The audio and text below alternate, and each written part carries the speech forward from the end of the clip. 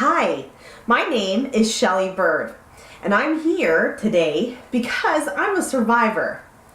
Many people don't know that I suffered from depression as a child, that it went on through my teenage years and all the way through adulthood.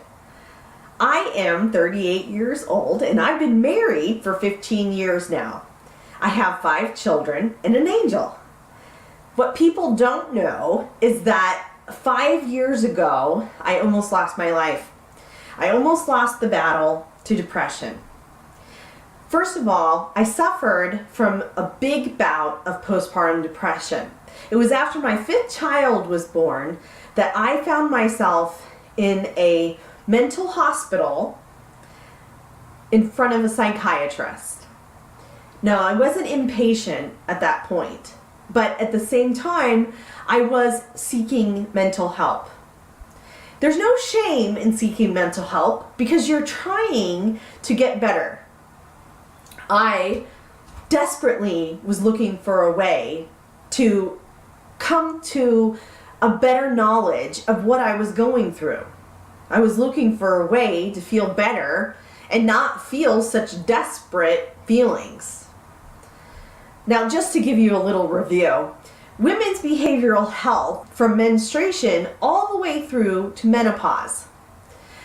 Women suffer from perinatal depression, postpartum depression, baby blues, postpartum anxiety, postpartum OCD, and postpartum psychosis. Those are just some of the things. Those are kind of surrounding pregnancy.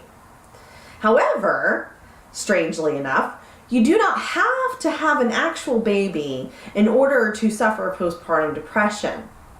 You can actually suffer postpartum depression from being pregnant and miscarrying. A lot of people don't know that.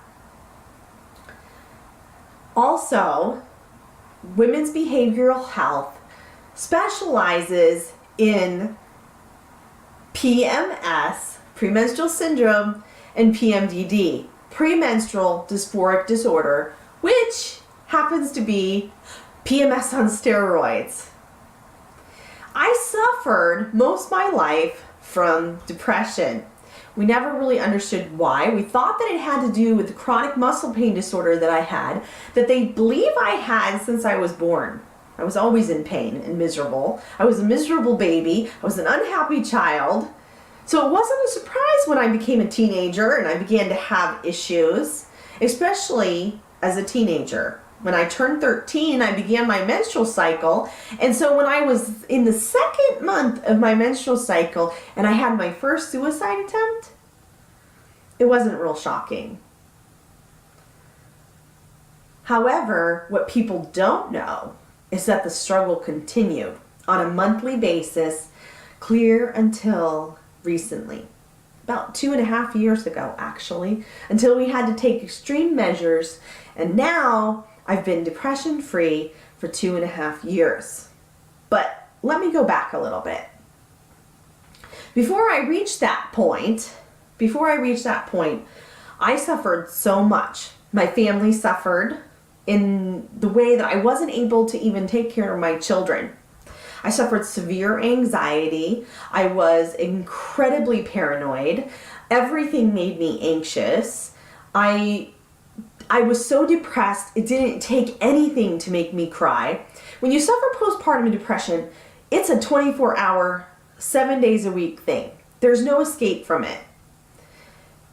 That is not something that you choose. It's something that just happens to you hormonally. Now, there are things that you can do to help shorten it, and there are things that happen to kind of actually sometimes make it last longer, especially when you go untreated. When I found out after 2 years of suffering the postpartum depression that I had PMDD, which is premenstrual dysphoric disorder, I was really actually kind of happy because I had an actual diagnosis that explained why every single month, around the middle of my month and at the end of my cycle, right before my new cycle began, where I just felt completely unstable. I had been originally diagnosed as bipolar. But then when they realized that I had PMDD, they realized that I was misdiagnosed, and they were able to try to treat me for PMDD. And we tried just about everything. Unfortunately, my case was so extreme that my life was at risk on a monthly basis. Every single month, my life was in jeopardy. Fortunately, and I say fortunately, in our case, I was the only one in danger. But is that really the truth when you are the one at risk? Does that mean that your children aren't going to suffer? Does that mean that your family isn't going to be the one to suffer? PMDD starts at menopause. I'm sorry. It starts at menstruation and it goes all the way to menopause. Girls can start their menstruation as young as like 9 years old. And menstruation can go all the way through to your 60s or even sometimes later, unfortunately for some. We don't know these things. We don't have control of them. So we also don't have control over how long we're going to suffer. This is what my cause is about.